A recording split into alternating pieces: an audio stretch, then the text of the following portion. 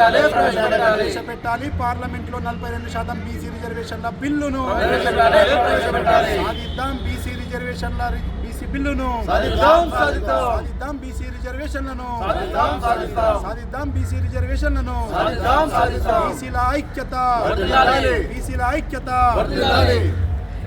Doctor Nijjana Ramesh Mudiraj university Osmania university BC JAC ఆధ్వర్యంలో బీసీల ఆత్మగౌరవ దీక్ష పేరుతోటి తెలంగాణ భవన్లో ఢిల్లీలో ఈరోజు ఈ కార్యక్రమాన్ని తలపెట్టడం జరిగింది.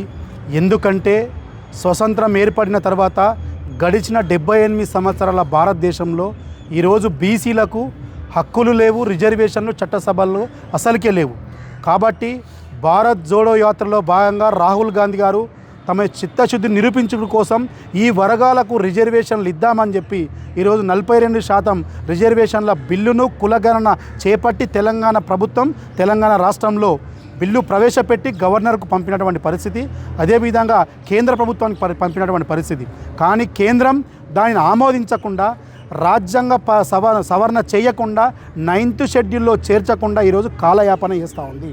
మీరు మాటలు చెప్పుడు కాదు, నరేంద్ర మోడీ పీఎం గారు, అమిత్ షా గారు ఒక్కసారి ఆలోచన చేయండి.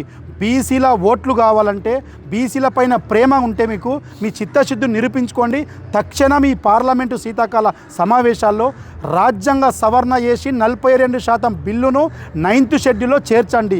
లేకపోతే మాత్రం రాబోయే రోజుల్లో దేశవ్యాప్తంగా తెలంగాణ రాష్ట్రంలో బీసీలందరికీ మీకు గుణపాఠం చెప్తారు. ఎందుకంటే ఎనగారిన వర్గాలకు బీసీలకు రిజర్వేషన్ లేకుండా ఉత్పత్తి వర్గాలు దేశంలో మెజార్టీ జనాభా కానీ రిజర్వేషన్లు లేవు. కాబట్టి ఆర్టికల్ 15 రాజ్యాంగంలో క్లాజ్ 4 ప్రకారం వెనుకబడిన తరగతులకు బీసీలకు రిజర్వేషన్లు ఇవ్వచ్చని స్పష్టంగా చెప్పినటువంటి పరిస్థితి. కాబట్టి మీకు చిత్తశుద్ధి ఉంటే ఈ 9th షెడ్యూల్లో పార్లమెంటులో వెంటనే కేంద్ర ప్రభుత్వం నరేంద్ర మోడీ పీఎం గారు 9th షెడ్యూల్లో బీసీ రిజర్వేషన్ల బిల్లును చేర్చాలి, భద్రంగా ఉంచాలి, రిజర్వేషన్లు ఇవ్వాలని సందర్భంగా యూనివర్సిటీ బీసీ జేఏసీగా డిమాండ్ చేస్తూ ఉన్నాం.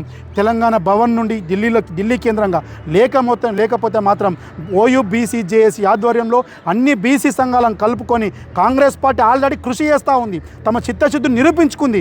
రేవంత్ రెడ్డి గారు మొత్తం కులగణన చేపట్టి ఈరోజు కేంద్రం ముందు పెట్టిండు. కేంద్రం ధర్నా చేసిండు జంతర్ మంతర్ వేదికగా. కానీ ఈరోజు బీజేపీ నానిస్తూ ఉంది, బీజేపీ ముసలి కన్నీరు గారుస్తుంది. మీ చిత్తశుద్ధిని నిరూపించుకోవాలి, లేకపోతే మాత్రం అన్ని సంఘాలను కలుపుకొని రాబోయే రోజుల్లో తెలంగాణ వ్యాప్తంగా బీసీలు కేంద్ర ప్రభుత్వం కనుక మోసం చేస్తే బీజేపీకి గుణపాఠం చెప్తారని సందర్భంగా హెచ్చరిక చేస్తా